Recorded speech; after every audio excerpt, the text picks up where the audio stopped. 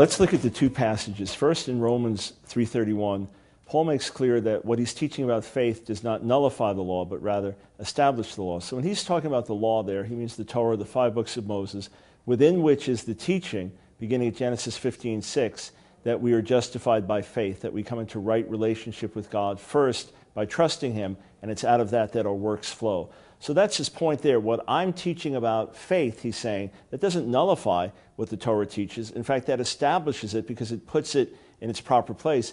Also in that context, he explains that the role of the Torah was not to make people righteous, but to show them their guilt before God so that they would need to turn to God for mercy and forgiveness. So in that sense, we're properly understanding Torah thereby putting it in its proper place rather than nullifying it. Now, what about Romans 10:4? The key thing is the word telos there. Aside from the fact that it's ludicrous to think that Paul would contradict himself within the very same letter of careful teaching to the Romans, we have to ask then, what does that word telos mean? Telos can mean end. Telos can also mean goal. We get the word in telescope and things like that. So what Paul is saying is not that Christ, Messiah, is the end of the law for everyone who believes. So once you believe in him, that terminates the law. No, rather, Messiah is the goal to which the Torah is pointing so that everyone who believes in him can be justified. So he's really saying the same thing in both of those places. By rightly understanding the role of the Torah and by rightly understanding what the Torah teaches about faith, it establishes it, and we see that the Messiah is ultimately the goal to which the Torah is pointing. Once we take telos and instead of translating it with end, translate it with goal, the objection disappears.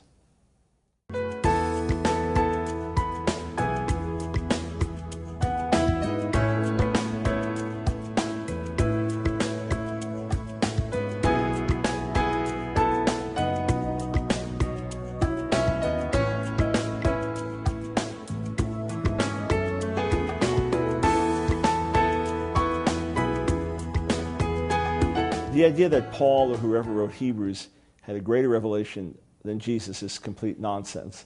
Paul was the bondslave of Jesus, Yeshua.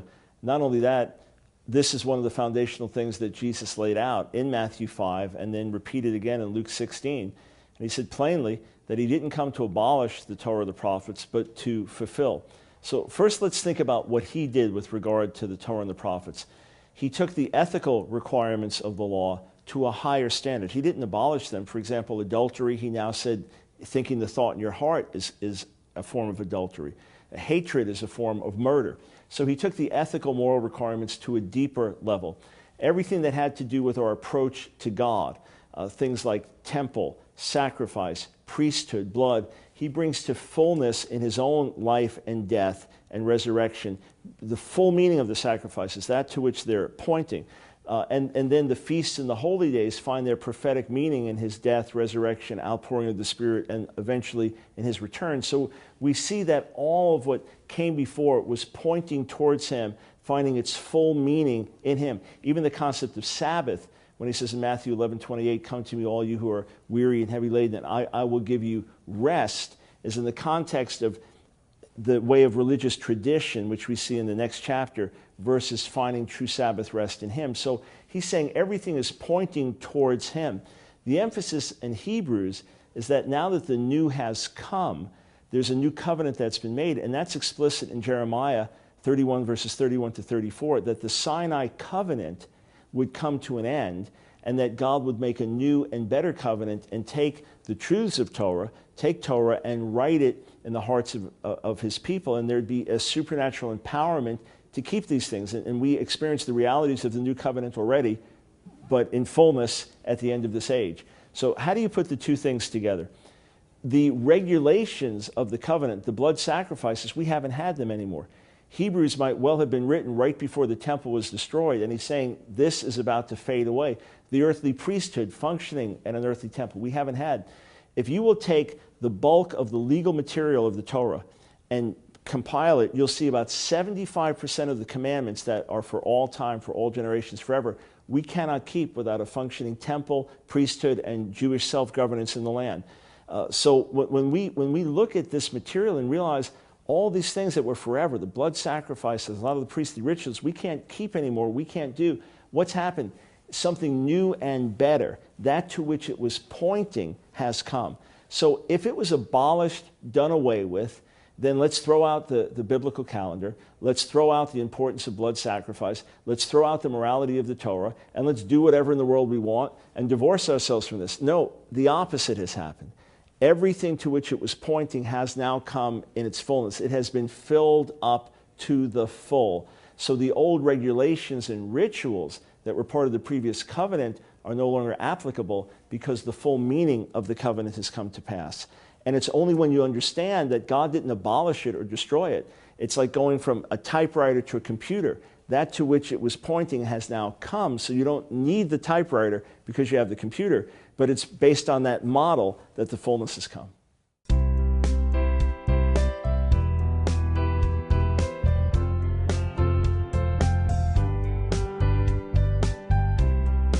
We get reconciliation from at least two angles. One angle would be for Gentiles to recognize that according to Paul, the law is holy, just, and good. For Gentile believers to meditate on Psalm 19 and Psalm 119, which praise the wonders and beauties of the law, and to recognize they were primarily talking about the 5 books of Moses there. So for Gentiles to regain a healthy appreciation of Torah, to see that as a foundational pillar on which everything else is built, that's really essential and important. Now, on the flip side, if we can recognize that by the works of the law, we cannot be made right with God. The last recorded words of Peter are found in Acts, the 15th chapter, within the book of Acts, his last recorded words, when the question is, do Gentiles have to become Jews? Do they have to be circumcised and come under the law of Moses in order to be saved? And he said, no. It's by the grace of God that we are saved just as they, by the grace of the Lord Yeshua. And those are his last words recorded in the book of Acts. The bridge to the other side is for Jewish people to recognize that with all their best works, with all their best efforts, they'll still fall short, and that the Torah itself points to the need for God's grace, points to the need for a gift of atonement, points to the need of trusting God before we can obey him. So Gentiles have to appreciate the beauty and riches of the Torah. Jews have to appreciate that the Torah points to blood sacrifice, death and resurrection of Messiah, our need for grace and mercy, and being justified with God by faith. And that's where the two can meet.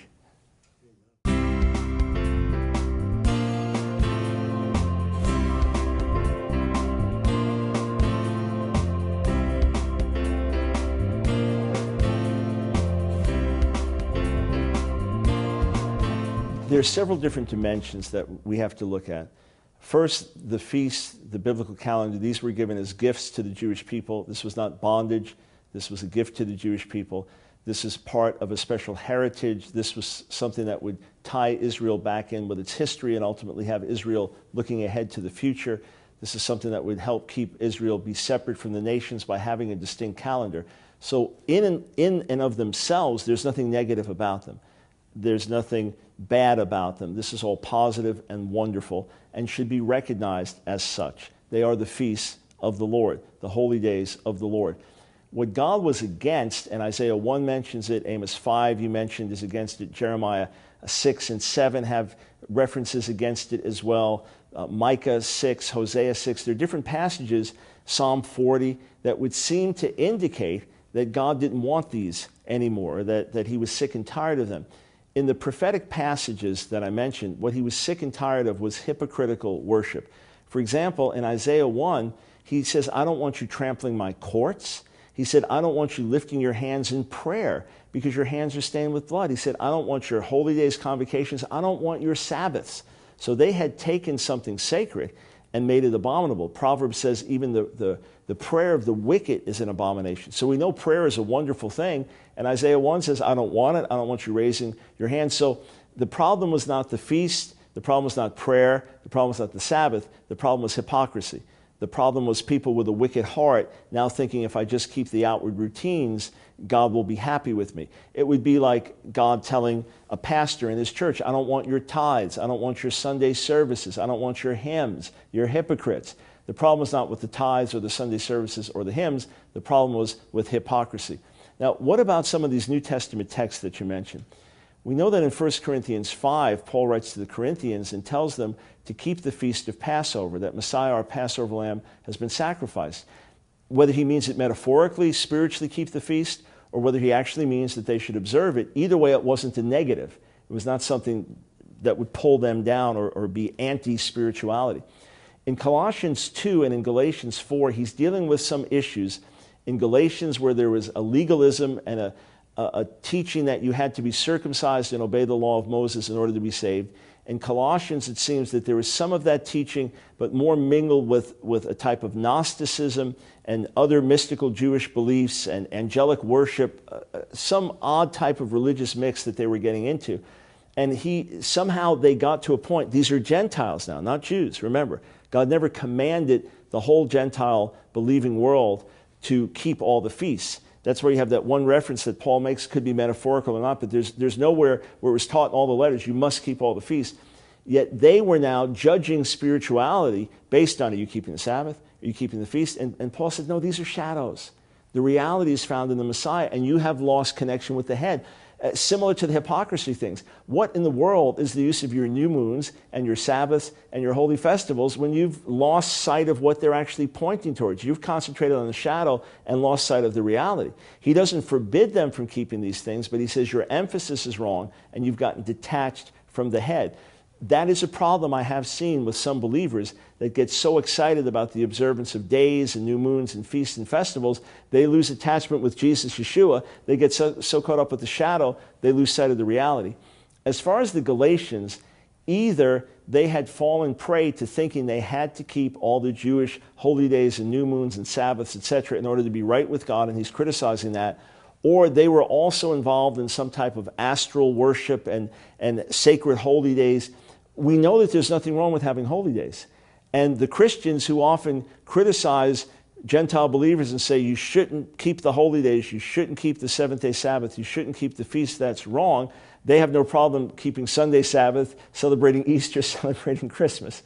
So it's not wrong to say that these days are sacred for us in the Lord. It's wrong when either you judge spirituality based on that, it's wrong when you think I have to be right with God based on doing these things and I'm justified by doing them, or when you mingle in, as the Galatians may have, a wrong notion about the law with pagan practices as well. That's what Paul was dealing with.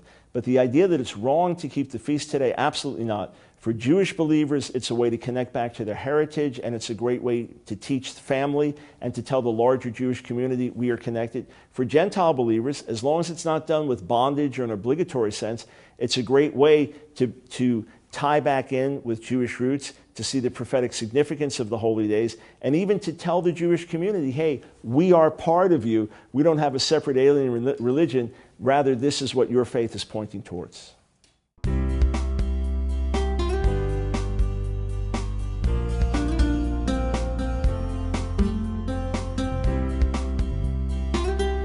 I would first say that Jewish people may not take offense at Easter, but it further confirms to them that this is a foreign religion.